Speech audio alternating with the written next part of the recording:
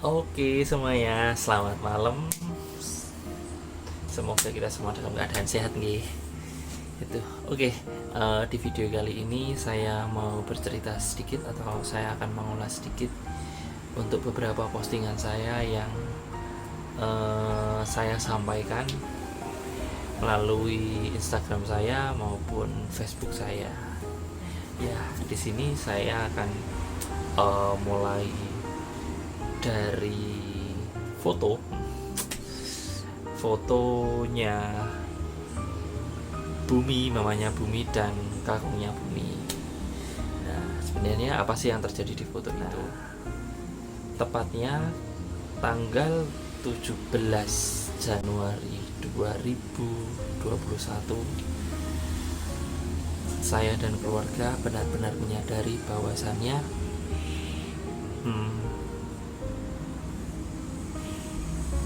COVID itu sudah ada di samping saya. Samping lu cah, bener-bener seperti istri saya ada di samping saya gitu. Kenapa sih saya bilang ada di samping saya? Karena di tanggal 17 itu adik saya satu rumah dengan saya positif COVID-19.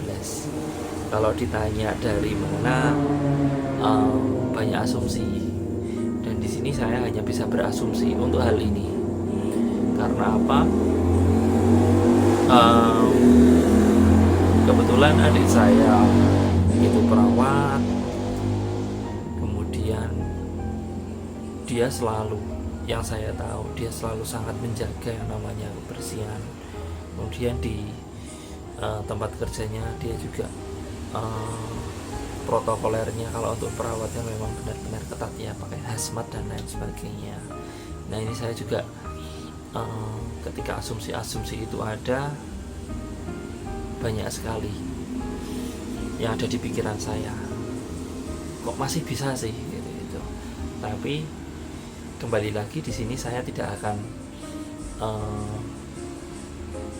berpikir terlalu keras bahwasannya kenapa sih, karena kalau kita itu memikirkan hal itu saja, kita tidak punya jalan keluar atau kita tidak punya celah untuk mencari solusinya gitu.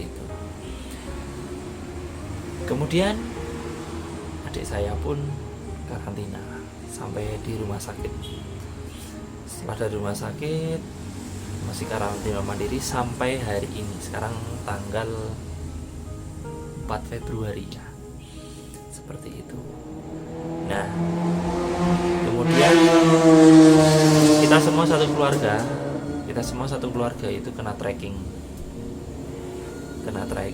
dan di tanggal 27 itu gelombang kedua.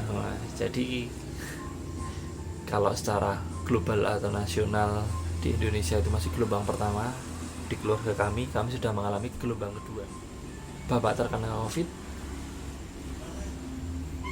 semuanya pada bingung. Ini kita harus gimana. Adik saya yang saat itu masih berada di rumah sakit langsung kontak, ini harus gini.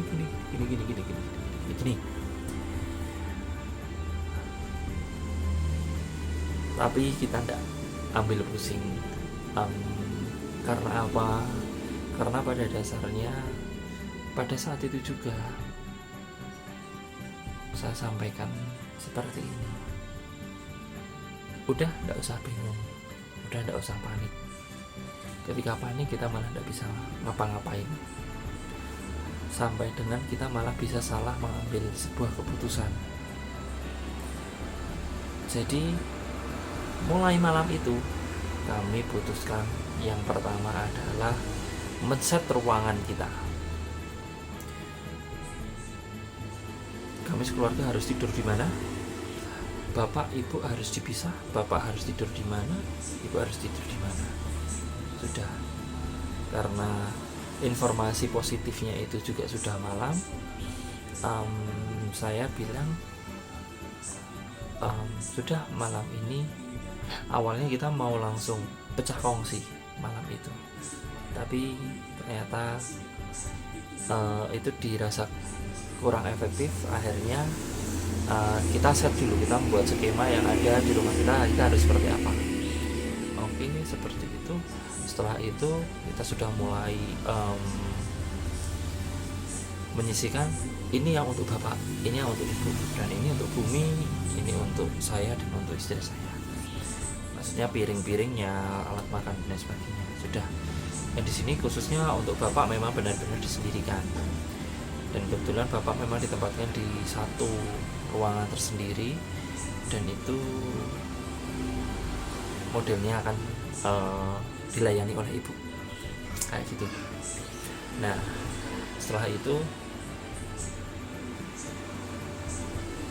langkah kedua kami adalah kami jujur kepada kanan kirinya kita, terutama tempat kerja kita masing-masing. Di sini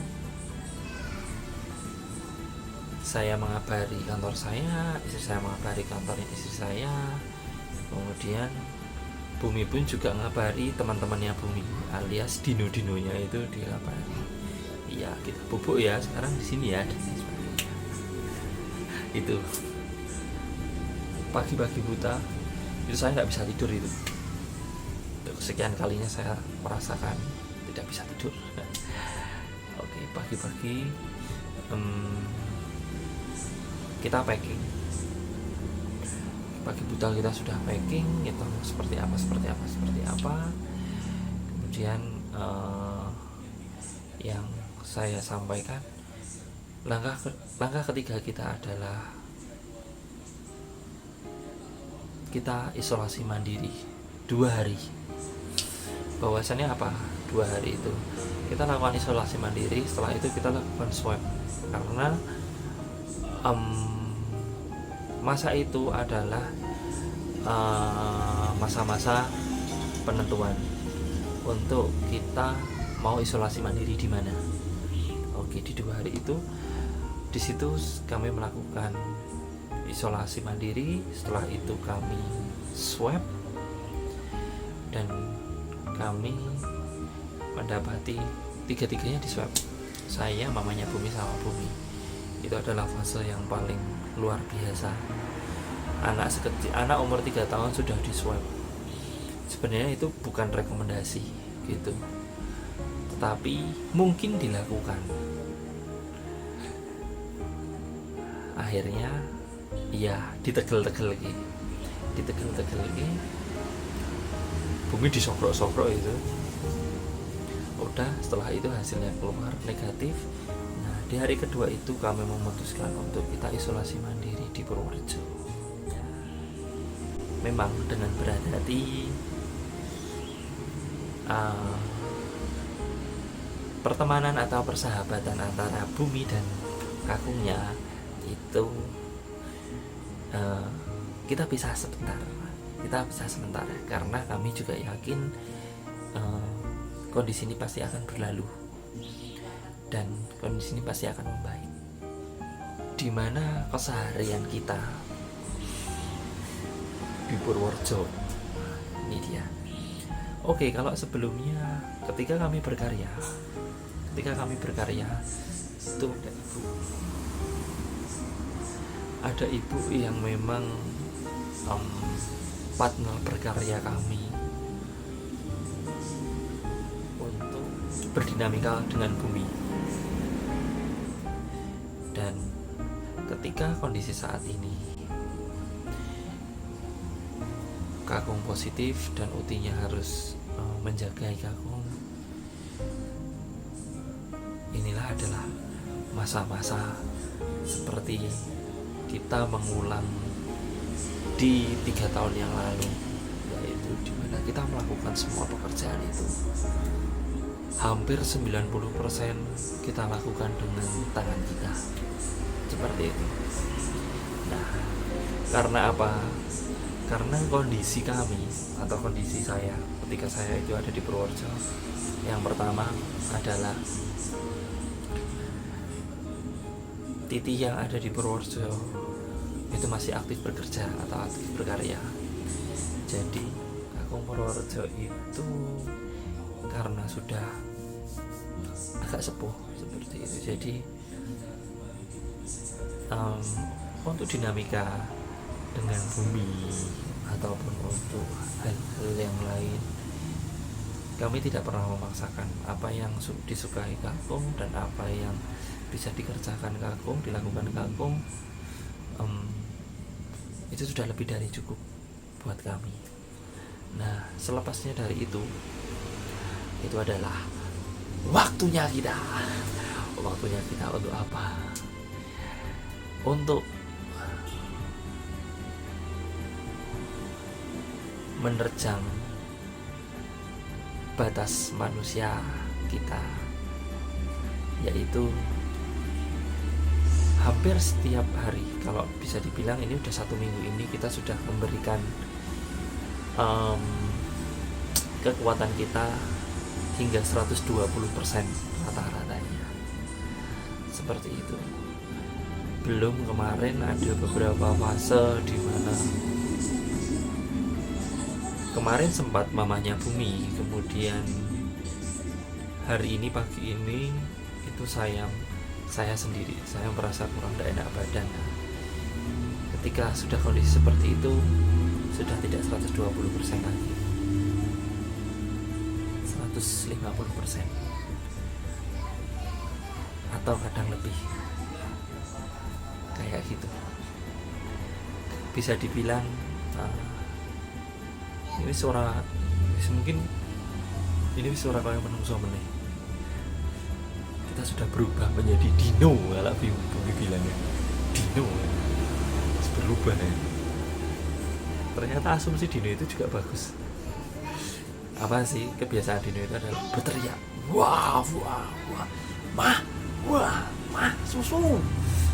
Bumi kadang kayak gitu, Pak, ayo dimandiin, didusi anaknya, ayo ditulang, bla bla bla. Nah, kita saling berteriak satu sama lainnya. Tapi berteriaknya kita bukan tanpa alasan atau untuk menyakiti, itu tidak, tapi untuk menyemangati. Seperti itu. Itulah 150%.